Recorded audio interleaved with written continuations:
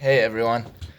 I have to make a video right now. It's 10:37 p.m., which is pretty late for me these days. Um, and I just finished my final assignment for fall semester of 2025, which is my fourth semester here in the Masters of Divinity program at Andrews University in Berrien Springs, Michigan, where God has placed me for now. And as you could see from other YouTube videos I posted at the beginning of the semester, I was not happy to be in the seminary. I still question a lot of higher education. I think in certain fields it can be good, and I do believe for theology it's good to have higher education. But there's a lot of value in trade work as well, which is why I'm super excited that tomorrow to celebrate um, this academic semester, this marathon I've been running, I'm going to go move logs all day long and go help my friend build a log cabin. So that's my reward that I'm super, super excited for.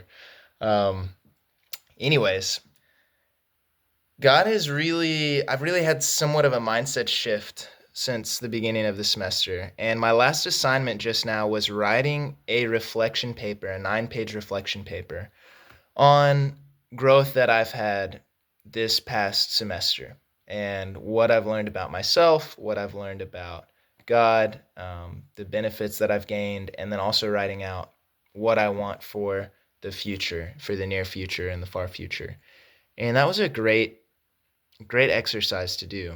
And it helped me see how I went from being kind of miserable, not wanting to be in school at all, to now at the end of the semester, I love it. And I realized I was making all kinds of excuses at the beginning for why it wasn't good for me and why this and why that. But now I realized that it's that I didn't want to think hard and I didn't want to work hard academically because it's not something that I'm good at actually. Like I'm smart in a lot of ways, but genuinely, my bachelor's degree was pretty easy doing it all online, and high school, was easy enough. But a master's level where it's like constant, like eight hours a day of reading and writing, I was not prepared for that, and I genuinely wanted to get out. Now I know because it was very difficult and I didn't feel that I was up for the task.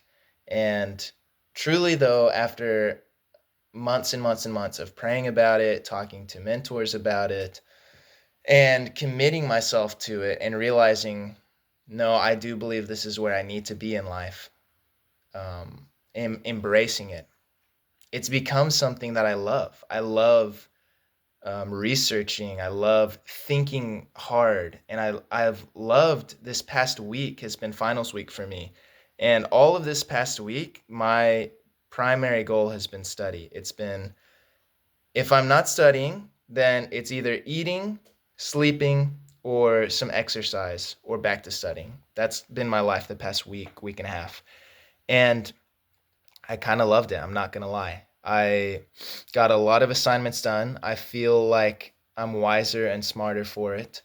And also, there was a test that is the hardest test I've taken besides Hebrew, learning another language. And it was such a hard test. It was all handwritten and it was all very much filling out concepts and definitions, large concepts. Let me think for any examples. We talk about hermeneutics, the macro, meso, and micro level of hermeneutics. We talk about exegesis and proper exegesis. We talk about revelation and inspiration, and we talked about different methods of interpretation. We talked about what else did we talk about? The moral implications of Darwinism, and we talked about ontology and epistemology. So those are some examples of the difficult definitions and concepts that we've been learning this semester from one class.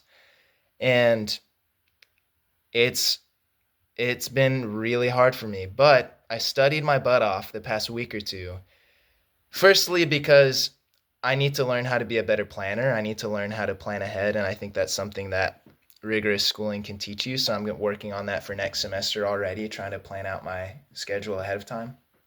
But secondly, um,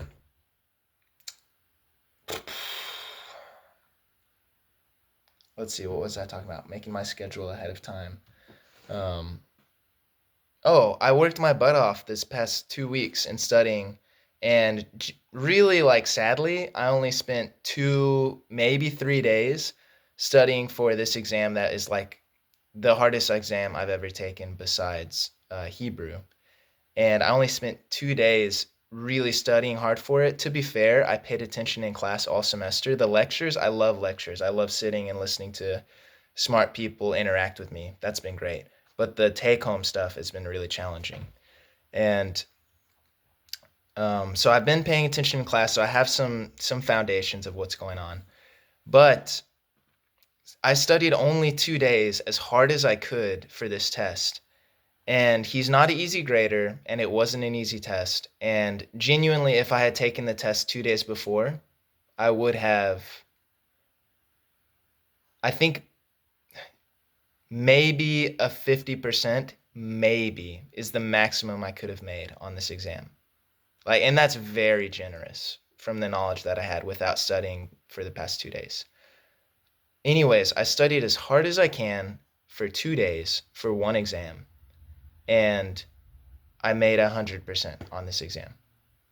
And seeing that tonight just blew my mind. Like, it was a total miracle. And it's something that, I could bring attention to myself and say, oh, like, I'm great and I'm smart now and I know how to study now and whatever else. But that's not my intention here. My intention is to praise God for it and to show what can be accomplished when you set your mind to it and when you're doing exactly what you're meant to be doing in your life. I know that I feel called to be here studying hard.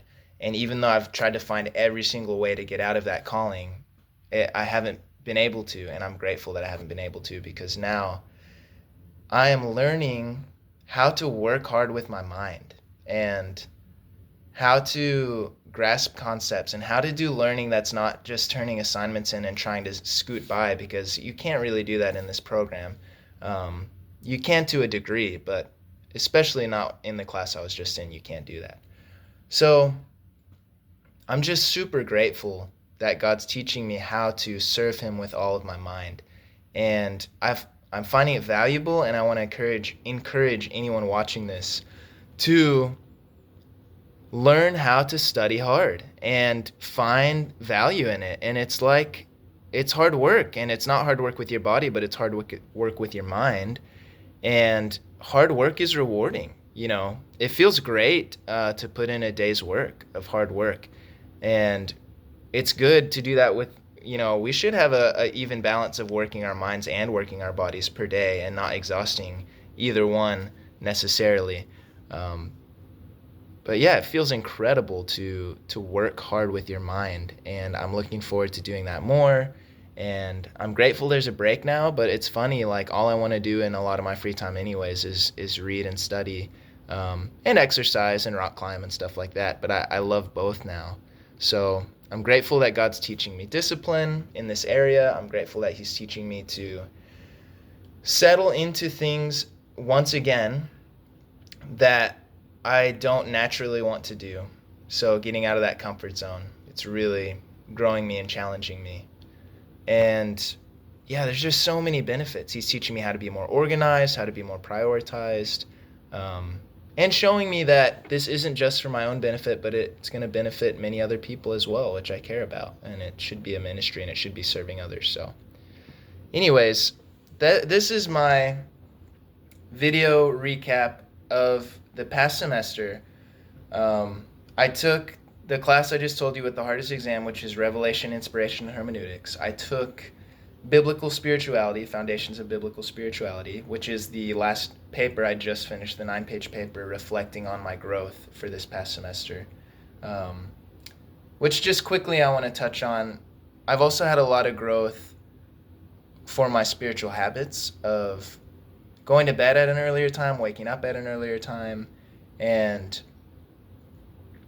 using those times before bed and in the morning for prayer and for scripture reading, and for health, for stretching as well, going for a walk, drinking some hot lemon water to clear out the guts, get some Celtic sea salt in for some minerals. But yeah, being disciplined about spiritual habits of reading the word, even a midday prayer has been really good for me. I'm trying to cultivate that, like Daniel prayed 3 times a day. So I've had a lot of growth in my habit formation that I didn't have before. I had it in some forms before, but not nearly as deeply, because quality of interaction matters maybe more than quantity of spiritual habit. So, and my schedule, I made myself too busy. That's another lesson in life. Don't make yourself too busy for the things that are most important. Right now I don't have a wife and kids, but what's important is that I need to study hard and I need to have good spiritual habits. I need to be connected to what I care most about, which is spirituality. And so making the time for those things has been really valuable. And I couldn't do that before, even though I love my gymnastics team. I love them. I had to step back off the team this year because it was late nights and it was tons of my time and energy going into that rather than into spiritual habits. So love my team all the way, support them. And I still love gymnastics. I'm doing it in my own free time less than I was before. But that's just the reality of life. There's only so much time in a day and there's only so much mental and physical energy you can give. And I'm grateful in this season of my life to step back and invest more into my spiritual habits. So that's a part of the reflection. I was also in ancient Near East history, focusing on Mesopotamia with Dr. Constance Gain. She's awesome. She's a really bad A archaeologist who her and her husband go over to the Middle East, and they've had bullets flying over them. They've found all kinds of cool stuff in the city of Nineveh, Mosul, Iraq. They just have like the craziest stories of being archaeologists, and I love it. It makes me want to be an archaeologist, and I learned a lot of studying the maps of that area and studying a lot of the ancient history and studying even different texts that are not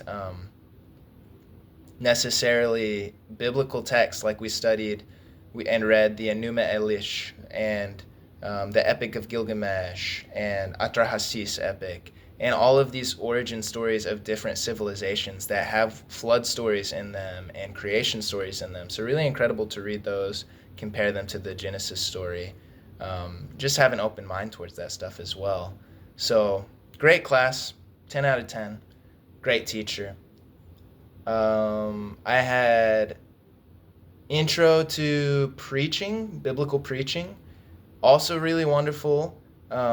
Teacher has an incredibly open mind, and he also teaches very good principles for preaching, and I've benefited a lot from that class, and especially focusing on preaching that extracts what the text is saying over what I would want the text to say, and trying to make my own point. But no, let's see what truth the Bible is trying to convey to us rather than what point I want to make, and just use scripture for that. So incredible, good preaching experiences. I've preached like twice for the class and maybe once or twice at churches throughout the semester. And then my 5th class was Issues and Origins. Mind-blowing class. Issues and Origins talks a lot about science and creation, and if the two can be harmonized. Can science and religion be harmonized? There's always seems in the world to be a dichotomy and a fight between science and religion, but I saw many ways in this class that there may not be a fight between them. There also may not be a need to keep them compartmentalized, but to marry them together and work them together, and how there is a lot of science in scientism, evolutionism, that actually takes a lot of faith as well. To believe, and takes leaps of faith, just like anything does, because we can't test the past with the scientific method. You can't test the past. So really it takes belief to believe that the past is any certain way and that there's any origin at all. So Anyways, we talked a lot about evolution. We talked a lot about how ancient mankind is a lot more and evolved and wise and smart than we think they are. Different inventions that they had that were really crazy. There's batteries found in Persia and ancient Egypt, and they even had model airplanes or gliders in ancient Egypt, which indicates that they had actual ones. And there's things like Stonehenge, that's an ancient calendar, an astrological calendar, and these blocks were brought from over 200 miles away that are just humongous and like seem impossible to move even to today's standards. Just crazy stuff of ancient humans doing awesome things and being very smart. So, which actually kind of speaks against the theory of evolution and more for the theory of creation, which is that we've been devolving in intellect since creation, not evolving. Um, but I have a lot more respect for scientists because pretty much the whole class we had guest lecturers, scientists coming in, and sharing different worldviews with us, and it was really powerful. Um, Chemists, physicists, all kinds of people. So, anyways, those are my 5 classes. I'm grateful for the journey. I'm grateful that I can sit here at the end of the semester and say that I'm grateful because at the beginning of the semester it was a totally opposite approach and totally opposite